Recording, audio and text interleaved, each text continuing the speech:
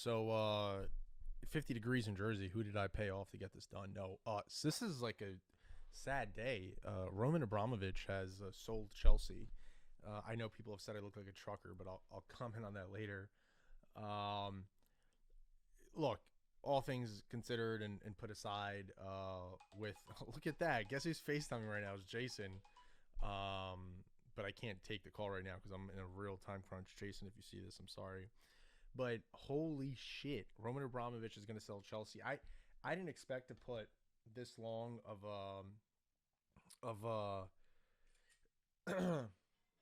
sorry, I'm in shock right now because Roman to me in May 2007. What's crazy to me is that come 2027, it's going to be 20 years of like this man. I'm not saying Roman was like who started everything for me, but you know, just Roman, he was like a big presence. I've never met the guy. I'm speaking as if he died, but like definitely impactful in terms of like just he did a lot for the club and as a businessman. And look, you can speak to that how you want, but just accomplishments, right? And something that he's doing that I think is really cool is that all the proceeds he's going to be donating from the sale to the Ukraine, victims of Ukraine, which I think is interesting given dynamics of being an oligarch. And if you're saying you're donating to the victims, then you're essentially saying, and being a Russian oligarch and saying that, is there fear of saying that, right? Because of what Putin might do to you.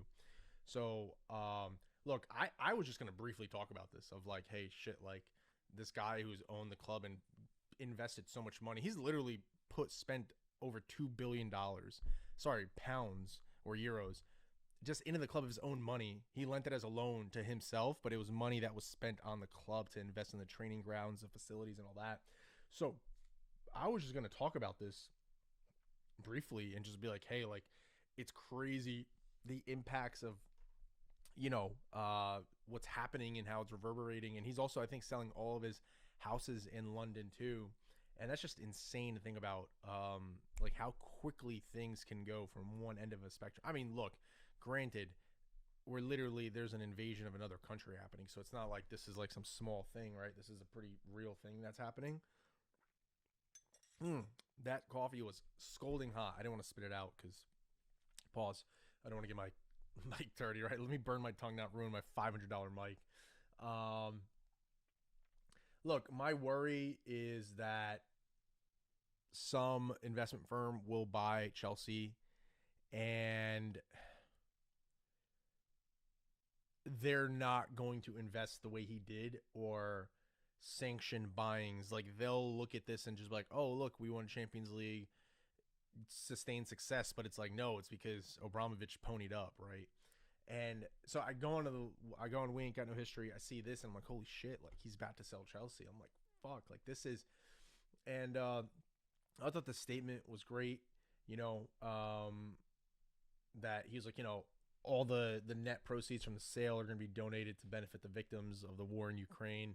And he has to be commended for that because it's not easy to say that as a Russian billionaire who made his money in Russia because of Putin, who still lives in Russia and has family. Like, it's not easy to say that. Like, you might think, oh, that's a normal thing to do, but it's like, no, it's not when like you're in Russia and Putin could jail you. So, that is something to think about.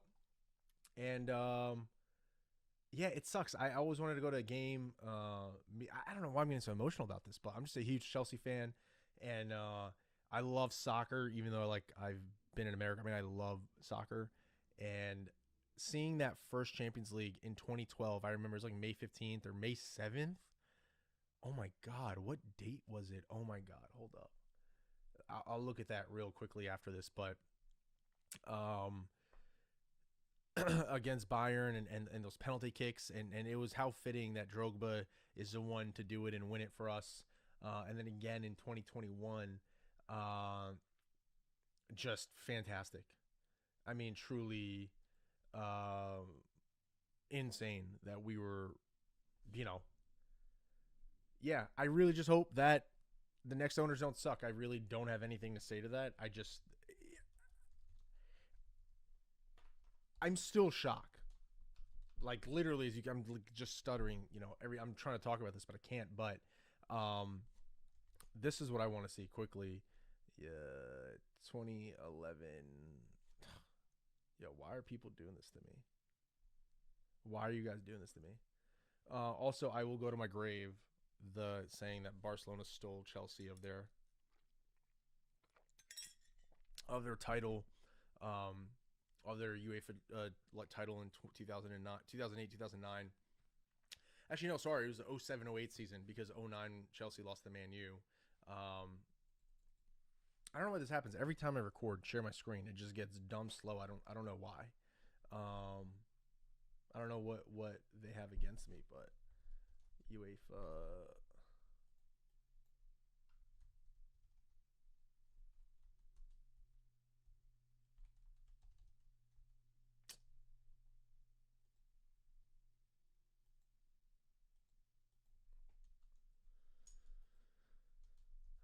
Anyway,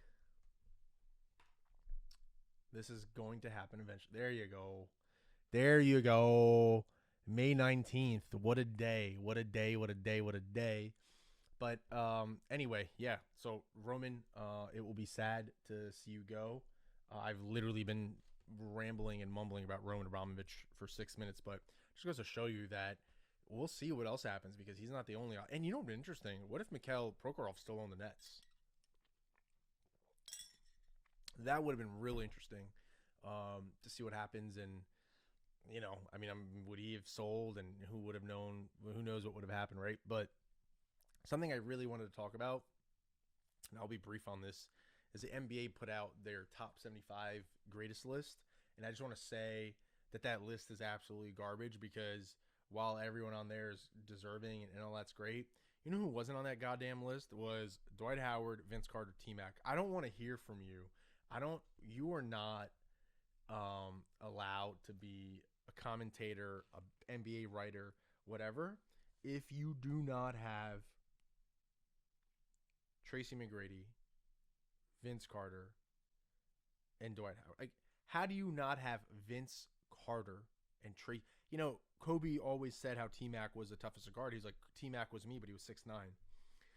And how do you not have Vince on there just for what he was able to do, elevating two franchises? Because people forget, when he came to the Nets on that second run, he kind of remade himself, and him and J. Kidd and RJ, like, they revitalized the Nets and had that nice little stretch run. I mean, quick point on that, just think about how amazing LeBron is, that LeBron was like 22, 23, and he was able to beat essentially Vince, RJ, and J. Kidd in their primes, essentially, in the 06 playoffs, 06, 07, which is crazy to think about because LeBron was like 23 at the time. No, not even. He got drafted in 03 at 18, had 5 years to 07. Yeah, he was 23, and he beat Jason Kidd, Vince Carter, and RJ. Yeah, people say, yeah, listen, LeBron's the greatest. With that being said, whoever has left out Vince Carter and Tracy McGrady, I think this list, I know people said some other bigger names, you know, Tony Parker, there are a few other folks, but if you talk about on pure superstardom, you know, I mean, how do you not have, they forgot, Pau Gasol's not on the list. How do you not have Pau Gasol? Is Pau Gasol not the greatest player from Spain? And what he did, winning back-to-back championships, coming from Memphis, helping Kobe. Kobe doesn't get rings 4 and 5 without Pau Gasol. Look, I'm sure, I forgot who the GM was. Mitch Kupchak would have traded for someone else. They had the assets to do so. I'm sure they would have gotten another star, whether it was KG, and I think there might have been a trade for KG. And there are rumors of that trade being there, and I think KG thought he was going to go there, but then the Celtics stuff happened in 07. But without Pau, there is no 4 or 5 for Kobe at all, and we don't get that epic Lakers Celtics. I don't care what any fan says. Lakers Celtics in the finals is what we all want. And in another world, we would have gotten that had Kyrie and Hayward stayed with the Celtics. Imagine if that worked out, right? You'd have Kyrie, Tatum, Brown, and Hayward. I mean, if you get that to work, you're getting to the finals, right? And then let's say the Lakers kind of kept their core, still get LeBron, and then we would have seen another Lakers Celtics would have been truly magical. It almost happened in the bubble too, which would have been the 10-year anniversary, but the Celtics lost to the Heat. Should have happened then. We should have the Lakers Celtics in the bubble, but so let's go over this. Pau Gasol, that's absolute heinous crime. Vince Carter, heinous crime. Tracy McGrady, heinous crime. Dwight Howard, heinous crime. How do you not have those guys on the list? So I saw that list and I went through it and I was like, oh, there's some names that are not on there. And I get people like, hey, Tony Parker, Chris Bosh, and some other players. I mean, listen, Bernard King is huge. Bernard King is huge. The fact that he wasn't on that too, I think Knicks fans will have something to say about that. But T-Mac, Vince Sanity, and fucking D12, like just and Pau Gasol. I don't know how you do that. You should not be allowed to be an NBA writer with that. That's just my opinions. I'm gonna leave it at that. So also I think my internet's so slow because I do have like a million things open and I do need to get a new laptop. Should have a GoFundMe somewhere. No, I should be fine. But so yeah, that snub thing. I don't know. I don't know if it's like I know that I don't know who the NBA Writers Association is, but yeah, you can't not have T-Mac just based on scoring prowess, versatility, and even if you want to say T-Mac on the late end of his career didn't win, get past certain level in the playoffs. Vince Carter, just off of longevity, what he did for the game, the transformation of the game, revitalizing the dunk contest, and just bringing what it could be and bringing that imagination and stuff to the game. Like, I don't get it. There's some newer guys on there that I don't know. I don't know what you guys think about that. Snubs are. I mean, I can make an argument that Russell Westbrook is only on there on the back of his triple doubles. I mean, let's say, for argument's sake, let's just say in a hypothetical world, his triple dubs were like he didn't have them. Let's just say he was at 20 points and 8 assists and 8 rebounds. Is he on that list without his triple doubles? There's a moment of silence there because that's true. It's that if you take away his triple doubles, is Russell Westbrook on all-time 75? And look, Russ is a fellow Scorpio, super athletic, hyper athletic. Like, you're not taking anything away from him. You have to ask yourself, if you take away the record of the triple, he's on there because he did something no one's ever done, is average a triple-double for multiple seasons in a row, which is crazy. And that's exactly why he's on there. But I'm making that argument that let's just say you brought it down a little bit. It's like 8 rebounds and 8 assists, and he doesn't have triple dubs. I don't think he's on there.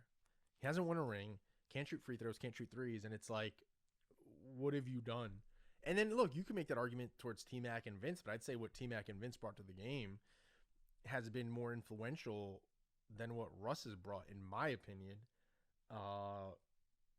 Because if you take away the triple-doubles, what has he brought? That's just my 2 cents. Maybe I'm just biased because I love T-Mac. I'm a huge T-Mac and Cousins, by the way. And I always ask myself, what if T-Mac and Vince had stayed together in Toronto? Who knows what would have happened? Yeah. But anyway, the other crazy thing, I think this was on the Pat McAfee show. I think, I don't know where, I think after the Super Bowl, ton of rumors, sorry, not rumors, a lot of noise about, hey, what Sean McVay would be doing. And they're like, oh, he's going to retire and talk on TV. And I was like, wait, why would he retire? I mean, if anything, if he wants to retire, I would probably coach for another year, see if you could run it back. And then, like, if shit really hits the fan that third season and you're in cap hell, then it's like, all right, cool. And you're still going to have the cachet because you still got the Super Bowl coach, you're young, whatever. And I didn't really give it any thought, like, whatsoever. It wasn't until literally Pat McAfee talked about this, and I should have that YouTube video pulled up, but Amazon, Bezos is out here. He's making that money print and go. He is out here, dog. I mean, I would love to think about the economics of Thursday Night Football, revenue you're generating from ad dollars, whatever. You're paying Al Michaels, let's say 10 to 15 million, and then you're going to offer Sean McVay a 5-year $100 million over 5 years. That's $20 million a year.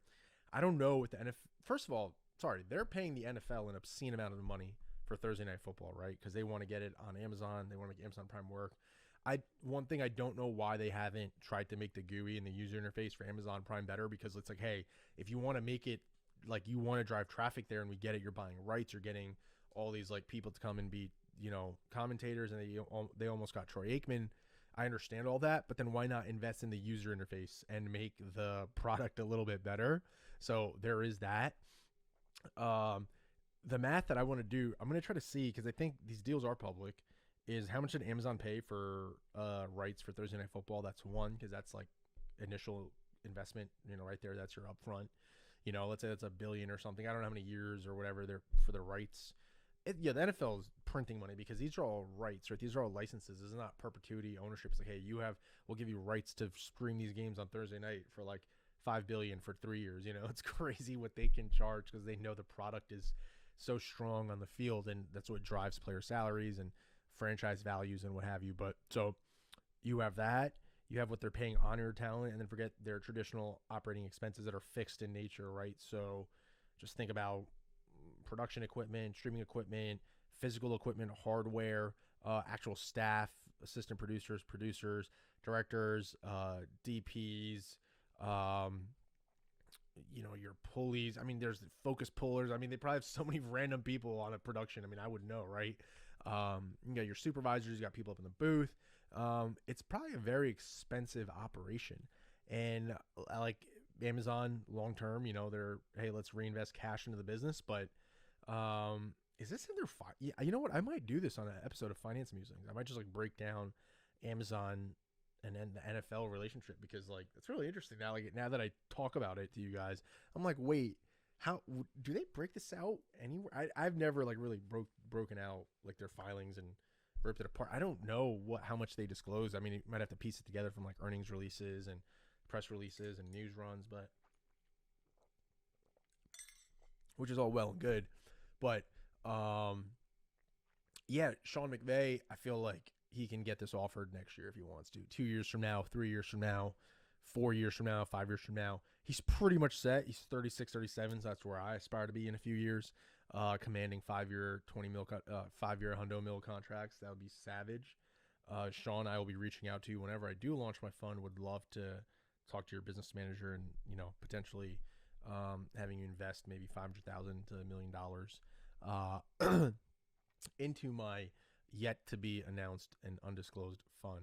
With that being said, I did want to talk about this Weird Al movie that's coming out, but the one thing I want to quickly touch on, which is like the worst kept secret. When this trailer came out for Doctor Strange 2, I remember I was at my friend's house for the Super Bowl, and I was like, guys, like no one caught it. Like I feel like I was like one of the few people, and then obviously I realized on the internet that everyone had talked about it, but at that party at least, no one knew. I was like, guys, that's Patrick Stewart. I was like, look at his head. It's his ear. It's a bald head, and like that's his voice. But it's been confirmed. He's on a podcast on some YouTube channel, Jake's Takes. I'll go on. I haven't been on there, but shout out to Jake for getting Patrick Stewart. That's a very impressive interview to land. So I'm a little jealous that you got to interview. Is Patrick Stewart a knight, like Sir Patrick Knight? I don't know. How do you become that? Do you have to have English residency? I don't know. And not a DJ residency, but like, like an English citizen. But anyway, worst kept secret has now been confirmed. Movie's coming out May 7th, 6th, 5th, I don't know, 4th, I think. So yeah, that's just huge that came out. I did want to talk about the Weird Al movie, but the one thing, and I might just lead off with this next time, is I think the Oscars in a bit, and I think I might be behind the 8 ball on this, is that to kind of get younger viewers in, and I guess just because ratings are down, they have like a fan favorite award that they're adding, and I guess trying to include more people. I'm doing that because the Oscars, when you say trying to include more people, I mean, it's funny because like historically certain, folks have not been included in awards and winning things and what have you. So, oh shit. Oh damn, TikTok bumps max video length to 10 minutes? Oh Lord, yo, I'm gonna have to hire like a team just to upload shit. Like fuck, because I upload to Facebook, IGTV, YouTube, TikTok. Oh my god, fuck. Well, but just quickly, I haven't read this, but let me see. Spider-Man: No Way Home is sure bet to swing home from first fan voted trophy.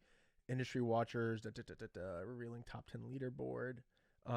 So it's first ever in a partnership with Twitter. Let's see. Highest grossing film garnered one Oz following No Way Home. For the Academy's fan favorite stunt, movie fans can vote on Twitter for their favorite film by 2021. Let's vote on this right now. Let's do it. By tweeting the title along with the hashtags 20 times per day. Jesus Christ, was NBA All-Star voting? Like shit. Uh oh, and voting ends tomorrow, so I am on time. But I think this is smart by them because literally, I don't know. I mean, I used to have like Oscar watch parties. Really was into that. But it's just like you know. How can Club? Yeah, who's on Clubhouse right now? Like, who's going on Clubhouse? And not to diss Clubhouse, but like, what's the point of Clubhouse right now? Because like, I'm hosting an IG live, I'm live on Twitch, I'm live on YouTube. Like, YouTube has like spaces. You know, I don't know. Let me just see what this TikTok thing is. This is crazy. Fuck, I'm not trying to do this right now. I'm not. I'm gonna stick the course. I'm not doing this. I'm gonna. No. I'll see. You know, I don't know if 10 minutes would work on TikTok. I just don't think their layout is meant for that. I could be totally wrong. I just don't see it. You think of what TikTok's purpose and what it's grown into, but maybe with more people coming, different content creators, we'll see. I don't know if 10 minutes will work because like it just doesn't look like a 10-minute type of platform, right? So, but anyway, big shocking news literally throughout. Roman selling Chelsea, NBA 75, fucking trash ass list. Patrick McVay, Patrick Stewart, worst kept secret, confirming it though. Sean McVay getting the fucking bag. Oscars adding that fan favorite. I think that's a huge move. I think people will watch. Like I know I'll watch at least for that segment. It'll be cool. But I think they got to do more about that because you got to think about it like people who watch these shows. Like I wonder how the SAGs did. It's like why do I want to watch it? But like not me. I'm going to watch it because I'm a fan. I like movies. I make movies. But like for the majority of the people that are going to be your viewers, they're going to just be like, oh, this is like out of touch. Like I have other things in my life that matter. Like I got to pay bills. Like I got to work 2 shifts. Like I don't want to watch people dress up and go to a fancy event that I can't go to. So they do got to figure out how to get fans more involved. But Jesus, 1 billion monthly active users.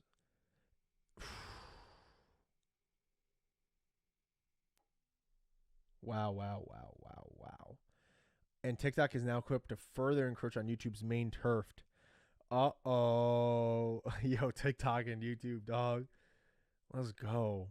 Man, this is going to be a great battle. We'll see what happens. But anyway, guys, I got to go. I got to go work out. Long day ahead. Dinner at the meeting house. I'll see you guys later. Peace.